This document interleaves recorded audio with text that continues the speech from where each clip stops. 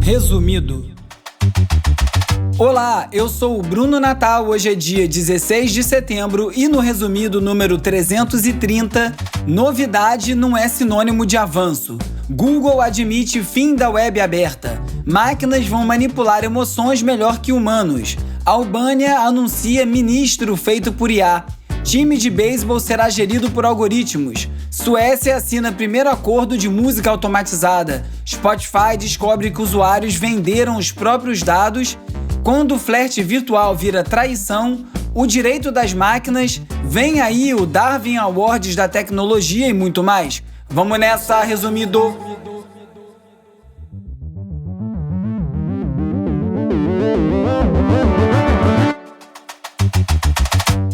Olá, resumista! Esse é o Resumido, um podcast sobre cultura digital e o impacto da tecnologia em todos os aspectos das nossas vidas. E essa semana, como toda boa tecnologia alguma hora falha, deu um defeito no GarageBand, eu perdi toda a gravação, tive que ir com um áudio de backup que eu faço enquanto eu estou gravando o episódio, que tem a qualidade um pouquinho inferior, então vai ter uma pequena variação na qualidade de áudio durante o episódio, acho que nada muito grave. Semana que vem voltamos à qualidade normal. E atenção, navegantes, tem um recado importante logo após o bloco de cultura digital, importante todos ouvirem. Bora pro episódio.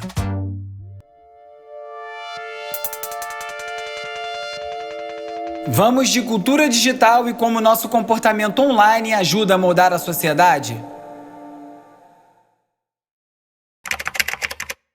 Google just publicly said the open web is in rapid decline. The amount of searchers is not changing. People searching on Google, AI tools like ChatGPT or Perplexity, the amount of searchers not changing. But Google is saying there is less competition with SEO.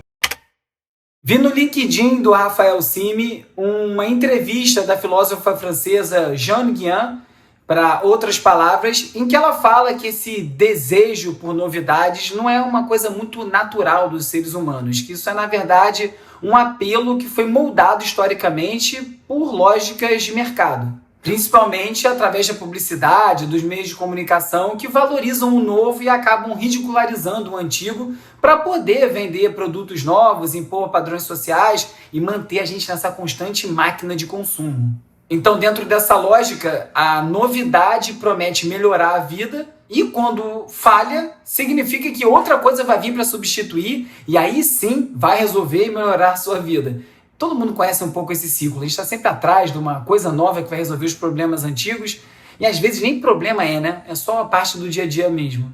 Ela fala de questões mais profundas, sociais, questões de classe, dos modelos dessa novidade, que quase sempre representam uma juventude branca, urbana, masculina, mas ela também toca em pontos como as estratégias de obsolescência programada, em que os produtos são programados para acabar, tanto de maneira material como de maneira comercial, softwares de comunicação, como tudo é feito para parecer velho assim que você compra, né? E esse papo todo sobre novidade, logicamente, me faz pensar nesse boom de inteligência artificial que a gente está vivendo e como tem sido vendido para a gente constantemente que tudo já mudou, tudo vai mudar, você precisa trocar tudo que você tinha, toda a sua forma de trabalho para poder absorver e adotar a inteligência artificial, senão você vai ficar para trás.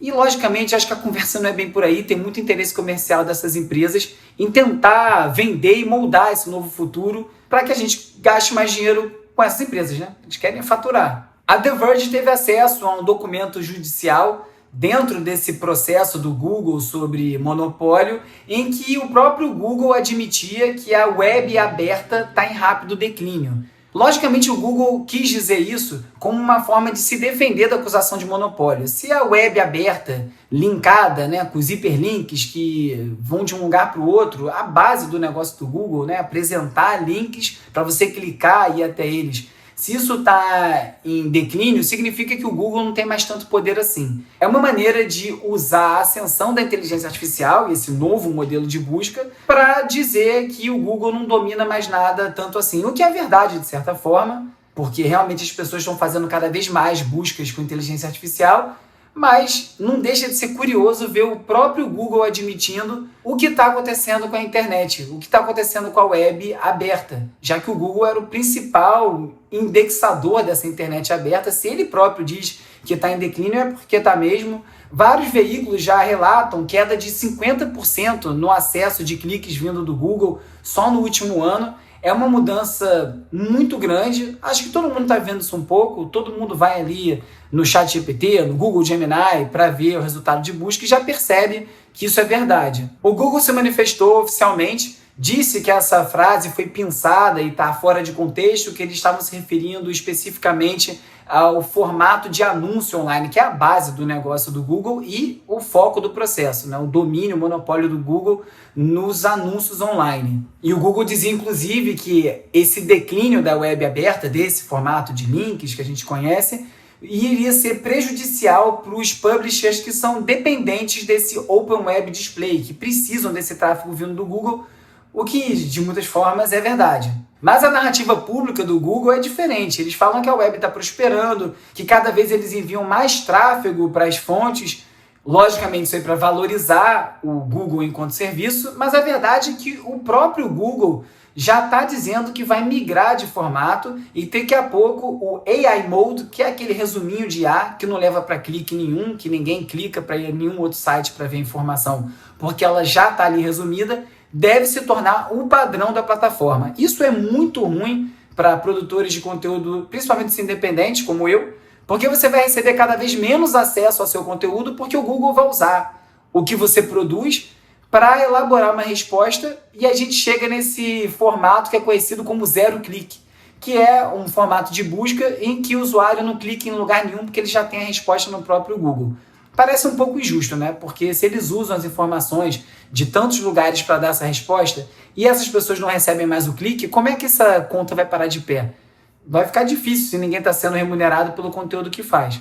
E não por acaso, o criador da web, o cara que inventou o código HTTP, essa forma de hiperlinks que conectam diferentes sites na internet, a base da navegação livre na internet, o Tim Berners-Lee, disse numa entrevista que os algoritmos viciantes deveriam ser banidos. Ele está se referindo aos algoritmos das plataformas fechadas que a gente conhece, como Instagram, Facebook, TikTok, que funcionam com sistemas de recomendação que são treinados para maximizar o tempo de tela de cada usuário e que acabam sendo recompensados quando impulsionam até conteúdos nocivos, porque o objetivo é manter o usuário grudado na tela. Isso, obviamente, é ainda pior quando a gente fala de criança e adolescente, que tem menos critério, menos capacidade de avaliar o que está vendo na internet. E a crítica do Tim Berners-Lee é justamente porque essas dinâmicas levam ao aumento da polarização. E é por isso que ele falou em ter algum tipo de regra para coibir esse tipo de design viciante. Que as crianças, por exemplo, podem ter smartphones, acesso à internet para entrar na Wikipedia, para poder fazer pesquisa, para poder se comunicar com os pais, mas que não deveriam ter acesso a esse tipo de ambiente. E o que ele cobra é que haja pelo menos uma transparência nesse sistema de recomendação e que nós, enquanto usuários, possamos, inclusive, negar a navegar sob esse tipo de formato, que você possa ter uma forma de escolher de que maneira você quer navegar naquela plataforma. Essa discussão é um pouquinho mais complicada, porque a plataforma é uma empresa privada, ela opera como ela quiser e você não é obrigado a estar lá, mas se a gente não tem algum tipo de regulamentação para que seja um uso saudável, porque isso tem ocasionado vários problemas, né? Notadamente a polarização e outros problemas de radicalização que a gente vê, então a discussão é válida. Porque a verdade é que a gente está vendo uma mudança comportamental online que é muito mais rápido do que a própria implementação da internet. A gente está vendo uma mudança na maneira que a gente interage com o ambiente digital. A Mashable fez uma matéria justamente sobre isso, em que questiona se o flerte com o IA é traição, se pode ser considerado traição quando alguém tem uma relação com um chatbot.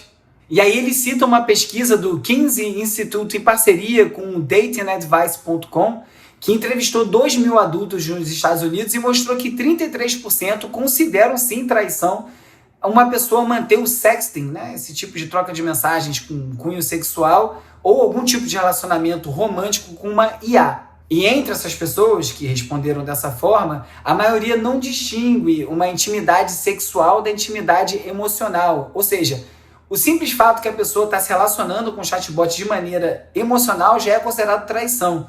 É muito louco pensar isso. Se você pensar em uma relação humana, faz totalmente sentido, mas com uma máquina também. Pois é, a pesquisa deu esse tipo de resultado e disse que essa forma de intimidade com o chatbot é justamente quando se cruza a linha. Quando você está usando um chatbot como serviço, tudo bem, mas se tem uma relação emocional, a gente entra num outro problema. Alguns outros dados dessa entrevista são muito bons. 45% dos entrevistados disseram que se sentiriam traídos se o seu parceiro ou parceira enviassem dinheiro para uma cam model, para esses modelos online. 36% disseram que se o parceiro conversasse online com uma cam model já seria traição e 33% considerariam traição se o parceiro ou a parceira assinassem o OnlyFans de uma dessas modelos, ou seja, pagasse para acessar um conteúdo erótico reservado.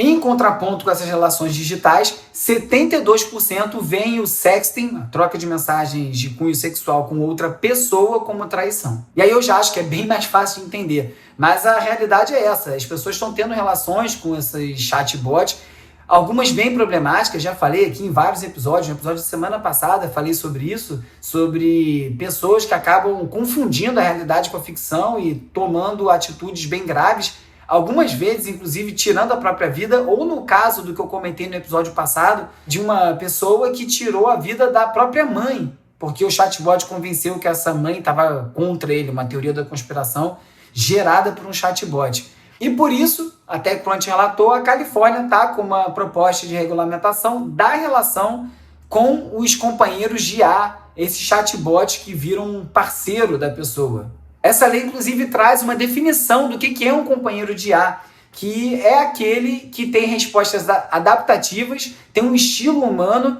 que é capaz de atender às necessidades sociais do usuário. Aí você tem um desenho do que é esse companheiro de IA.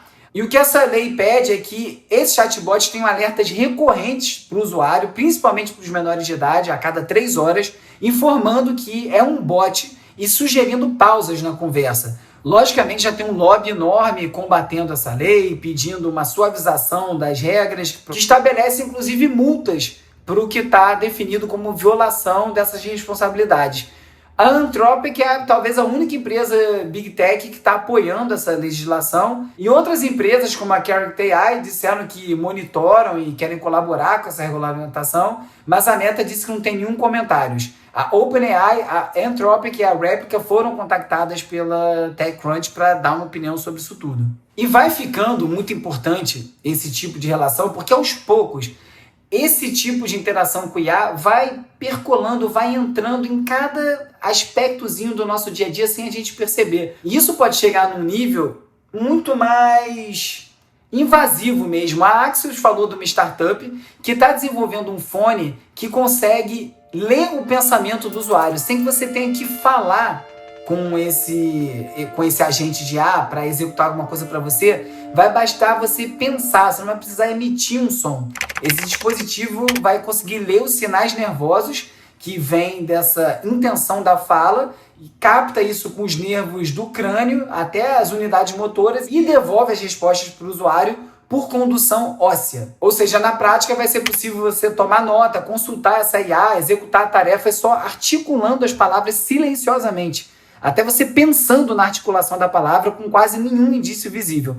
O CEO da empresa disse que a abordagem não acessa nenhum dado cerebral, que não é uma leitura neural invasiva, então seria uma interface menos intrusiva e poderia ter um pouquinho mais de controle compartilhado. Mas conforme essas tecnologias vão avançando, eu fico preocupado quando isso estiver tão avançado ao ponto de conseguir ler o seu pensamento, fazer uma invasão neural dessa, sem o seu conhecimento, à distância. Imagina isso, você não vai ter paz nem dentro da sua cabeça, nem quando você estiver pensando sozinho, ou achando que está pensando sozinho. Deus me livre. Sai para lá, isso aí ninguém quer, né? Vai precisar de muita regulamentação para poder prevenir isso. E eu li essa notícia no mesmo dia que eu li sobre os detalhes do novo AirPod, o fone da Apple, que agora vai fazer tradução simultânea. Enquanto você está andando na rua em outro país falando com alguma pessoa, tentando falar, a pessoa vai falar com você na língua nativa e o fone vai traduzir em tempo real. E aí, em contraponto, através do telefone, você fala o que você quer falar e aparece escrito para outra pessoa ler. A não ser que ela esteja com esse mesmo fone. isso vai dar um quiprocó cultural que eu não quero nem ver, porque uma tradução mal feita, que a pessoa acredite que aquilo está correto, já vai dar muito boi na linha. Falar uma língua é muito mais do que só traduzir, né? Tem nuance, tem intenção, tem a sua expressão facial, seu gestual corporal. E eu acho que as pessoas pararem de aprender línguas achando que vão se comunicar culturalmente com outra pessoa dessa forma, ou vão entender culturalmente outra pessoa só porque está entendendo as palavras, muita coisa vai se perder nessa tradução aí. E pensando nesse tipo de uso de IA, que vai traduzir o que a gente fala, que vai deduzir o que a gente está querendo falar, o que a gente está pensando em falar, a Bloomberg fez uma matéria justamente questionando o quanto a gente quer que a IA lembre da gente. Esses chatbots, como o ChatGPT, o Gemini, o Claude e tantos outros, agora tem se tornado cada vez mais comum que eles lembrem tudo que você falou. Antes, a janela de contexto, que é o quanto que o chatbot lembra de uma conversa, era bem pequena. É por isso que vários chats que você está tendo ali, às vezes, começam a ficar bem confusos, porque o chatbot não lembra de uma coisa que você falou lá no começo. Só que agora, essa janela de contexto está ficando cada vez maior, então o chatbot lembra cada vez mais, e agora também usa informação que você teve em outras conversas, em outros chats, para ajudar a responder o que você está pedindo. Isso é muito bom, é muito útil por um lado, mas também torna a experiência personalizada demais. Isso pode fazer os chatbots parecerem mais vivos e acaba reforçando o vínculo emocional com os usuários. Isso aí, obviamente, vai gerar muito mais tempo de tela, muito mais consumo, que é o que essas plataformas querem, mas esbarra no que eu acabei de falar sobre os riscos dos chatbots e a proposta dessa lei, dessa regulamentação na Califórnia, justamente de diminuir esse vínculo emocional, pelo menos regulamentar ele, porque isso é muito perigoso. A defesa dos laboratórios de IA é que o recurso de memória é opcional, mas também, né, usar o Instagram é opcional, usar o LinkedIn é opcional, tudo é opcional, até a hora que você se vê impelido a usar aquilo, ou sugado para usar aquilo, sem você ter muito controle. É um pouco covardia dizer que é opcional quando você acaba precisando abrir mão da sua privacidade, dos seus dados, para poder usar uma plataforma, para poder se conectar com o mundo, para poder trabalhar, para poder receber pelo seu trabalho. Então a conversa é um pouquinho mais complicada do que fazem parecer. A Meredith Whittaker, que é a fundadora do Signal, que é um WhatsApp, um Telegram, muito mais preocupado com privacidade, que dá muito mais controle para o usuário, numa entrevista para The Economist, falou sobre os agentes de IA. Os agentes de IA são esses bots que começam a tomar decisões por você. Você programa ele para ele marcar o seu restaurante, marcar o seu voo, ele entende o seu comportamento e faz o processo inteiro para você. A Perplexity acabou de lançar o navegador deles, que é todo feito com esse pensamento de um agente de IA, ou seja, que vai ficar tomando atitudes em seu nome, chama-se Comet. Inclusive, eu recebi um convite para experimentar e eu neguei, porque eu não quero fazer isso, justamente pelo que a Meredith está levantando. Isso é um pesadelo para a privacidade. Quando esses agentes de IA, além de terem acesso a tudo que você pensa, pergunta, imagina, se questiona, tem curiosidade, começam também a tomar atitudes em seu nome, que seja marcar um restaurante, você começa a perder justamente a agência dos seus atos. Talvez o chatbot escolha onde você vai jantar, você nem questione, porque ele já pesquisou tudo, é lá mesmo que eu vou. E a gente vai ficando mais condicionado, vai ficando mais passivo com as decisões das máquinas, que para mim é o maior risco. Você pode usar essas ferramentas todas de maneira consciente, sabendo até onde você está indo, mas é muito importante você ter intenção no uso, você saber, você quer descobrir através do Google ou de um chatbot qual é o melhor restaurante em determinada área. Ok, vá lá, faz essa busca, analisa as respostas e toma a decisão você. Se você delega isso para uma máquina ao ponto de escolher aonde você vai, você está entregando sua vida para uma máquina que tem interesses comerciais nessas decisões, que está sendo incentivada e remunerada por essas decisões para te levar a determinados lugares. Isso é uma loucura completa. Eu acho que a gente está muito longe de ter um uso seguro disso, né? A gente vê essas ferramentas falhando bizonhamente em coisas muito simples, então acho que está longe da hora da gente usar agente de IA. Curiosamente, para fazer o post de cada episódio do Resumido, eu perco muito tempo, porque eu tenho que pegar cada link e copiar um por um lá no Raindrop, que é a ferramenta que eu uso, para levar para o WordPress, para clicar lá, para colar, para gerar o thumbnail, para voltar no outro e pegar. Um processo que poderia facilmente ser mecanizado e eu até hoje não consegui fazer isso funcionar. Tem esse agente de IA, ele não entende esse processo. Aonde ele pega cada link, onde ele coloca. Ou seja, está muito longe de fazer por uma coisa que eu de fato preciso para ganhar tempo. Imagina se eu vou deixar isso escolher qualquer coisa da minha vida, eu não vou mesmo. E é legal que a VentureBeat também fez um artigo falando que desde a Elisa, que é a inteligência artificial dos anos 60, essa primeira inteligência artificial que teve nome e tudo mais, até o ChatGPT, essas máquinas só precisam parecer que têm consciência para mudar nós mesmos, mudar a gente, como a gente se comporta. Essas ferramentas não precisam ter uma consciência real, basta parecer que elas têm, né? A gente projeta nessas máquinas essa humanidade justamente quando elas soam como humanos, né? Isso faz a gente ter mais confiança, afeto, as pessoas começam a dar nome para a máquina e a gente entra no processo de antropomorfização, que é justamente uma das partes mais perigosas disso tudo, que é quando essas interfaces são justamente desenhadas para parecerem responsivas, companheiras, para parecerem humanas, parecerem que têm emoções, inclusive, quando não tem sentimento, não tem nada disso. Quando esses robôs começam a se comportar dessa forma, leva nós humanos a tratar eles como agentes. A gente começa, como eu disse, a dar nome para o bot, você usa uma forma de cortesia, você passa a confiar nesse bot. Esse é o grande perigo, você cair nessa armadilha de achar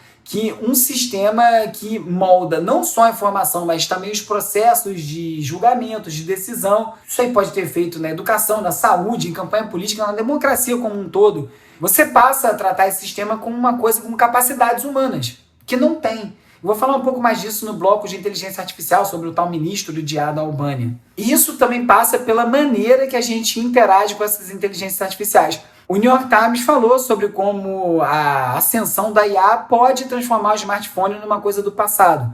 Pode ser através dos fones, como eu acabei de comentar, com esse tipo de interação diferente, né? Que você não tem uma tela, né? Fala-se muito disso, que as telas vão desaparecer. E aí essa matéria do New York Times fala sobre como esses agentes de IA podem acabar virando uma espécie de sistema operacional, né? Vai ser uma central de dispositivos pessoais que você vai disparando sem estar no telefone, né? Você não vai ter menu, não vai ficar tocando numa tela, nem nada disso. E aí lista várias coisas, né? Além dos fones, óculos inteligentes, pulseira, relógio, um monte de coisa vai sendo criada para você usar cada vez mais essas ferramentas de inteligência artificial e ficar mais dependente delas. Mas você percebe como as pessoas vão sendo cercadas para usar isso? Você vai delegando, entregando, comprando os aparelhos e aí você começa a ter que usar o aparelho para tomar determinadas decisões que antes você não precisava. E você vai se cercando. A gente vai entregando a nossa agência para os agentes. E esse é o grande risco. Então vale sempre ficar muito atento, muito atenta à forma que a gente está usando a IA. A maneira que a gente usa, a intenção é tudo. Então use os benefícios, aproveita, mas saiba quando você está usando, não abre mão e entrega, porque isso aí pode ser um caminho sem volta.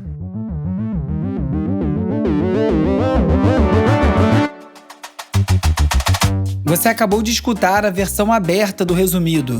No restante desse episódio, eu ainda vou falar sobre os alertas sobre as IAs capazes de manipular emoções, do primeiro time profissional de beisebol gerido por inteligência artificial, do ministro anticorrupção criado com IA na Albânia, da disputa pelo controle dos direitos da música digital e ainda sobre a cena Black Pill, da corrente mais sombria da extrema-direita online. O episódio completo agora é exclusivo para assinantes que apoiam o jornalismo independente e profissional do Resumido, feito com rigor editorial e dedicação semanal de uma equipe. Assine em resumido.cc/assinatura. Você pode clicar no link que eu deixei na descrição do episódio. A partir de R$15 por mês, além do episódio na íntegra, você tem acesso à lista com todos os links comentados, uma edição extra da newsletter, grupo de WhatsApp e outras entregas exclusivas. A sua assinatura também garante que o Resumido continue existindo. Quando atingirmos a meta, todo mundo volta a ter acesso, inclusive quem não pode contribuir. E se esse for o seu caso e o Resumido for importante para você, mas você não tiver condições de assinar, fala comigo que aqui ninguém fica de fora. O Resumido é produzido e apresentado por mim, Bruno Natal. O roteiro é escrito por mim e pelo Agenor Neto. O Cauê Marques coedita a newsletter, o Futuro Explicado e as redes sociais, que contam com animação de Peri Selmanman e design do Felipe Araújo. A edição e mixagem é feita pelo Hugo Rocha, a foto da capa é do Jorge Bispo e o tema original foi composto pelo Gustavo Silveira. Eu sou o Bruno Natal, obrigado pela audiência e semana que vem tem mais Resumido.